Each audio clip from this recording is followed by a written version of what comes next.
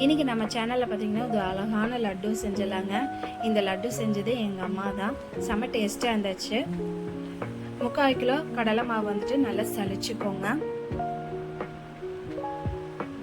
நல்லா சலிச்சுட்டு இதை ஒரு வேறு பாத்திரத்துக்கு மாற்றிக்கோங்க.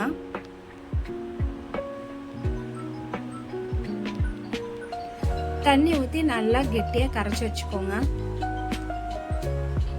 நான் இன்றைக்கி பார்த்திங்கன்னா என்னோடய சமையல் எங்கள் அம்மாவோட சமையல் தான். ஸோ இந்த மாதிரி கெட்டியாக நீங்கள் கரைச்சி வச்சுக்கோங்க. க்ளோஸ் பண்ணி ஓரமாக வச்சுக்கோங்க.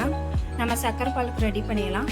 1/2 கிலோ சர்க்கரையை இன்னொரு பாத்திரத்துக்கு மாற்றிட்டு கொஞ்சோண்டு தண்ணி ஊற்றி நல்லா கொதித்து ஒரு கம்பி பதம் வந்தோடனே ஏலக்காய் தூள் போட்டு ஸ்டவ் ஆஃப் பண்ணி ஓரமாக வச்சுக்கோங்க.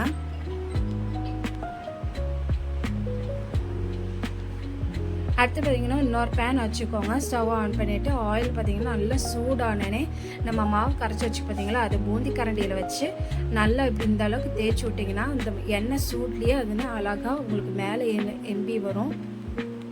போட்டு ஒரு 2 செகண்டே எடுத்து ஒரு பாத்திரத்துக்கு மாற்றிடுங்க. நான் பார்த்திங்கன்னா கொஞ்சோண்டு நான் மிக்சியில் நான் அரைச்சிக்குவேன்.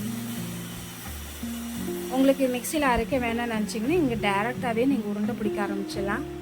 நாங்கள் மிக்சியில் கொஞ்சோண்டு பூந்தியை எடுத்து அரைச்சி சர்க்கரை பால் போட்டுருவோம். இது மாதிரி சர்க்கரை பால் போட்டு க்ளோஸ் பண்ணி வச்சுங்க. அடுத்து ஸ்டவ் ஆன் பண்ணிவிட்டு பேன் வச்சு ஒரு 3 டேபிள் ஸ்பூன் நெய் ஊற்றிக்கோங்க. முந்திரி திராட்சை நல்லா ஃப்ரை பண்ணிவிட்டு நம்ம லட்டு வச்சுருக்கோம் பார்த்தீங்களா அதில் போட்டுவிட்டு நல்லா மிக்ஸ் பண்ணி விட்டுருங்க. மிக்ஸ் பண்ணிவிட்டு இது அழகாக உருண்டை பிடிச்சி வச்சிங்கன்னா அழகான எங்கள் அம்மா செஞ்ச லட்டு ரெடி ஆயிடுச்சு. இது நான் எங்கள் அம்மா பார்த்திங்கன்னா இனிப்பு கம்மியாக போட்டிருக்கேன். உங்களுக்கு இனிப்பு நல்ல தூக்கலாக வேணும்னா 3/4 கிலோ சர்க்கரை போட்டிங்கன்னா உங்களுக்கு கரெக்டாக வந்துடும். அரிசி சமையல் உங்களுக்கு பிடிச்சின்னா லைக் பண்ணுங்கள், ஷேர் பண்ணுங்கள், சப்ஸ்கிரைப் பண்ணுங்கள். தேங்க்யூ.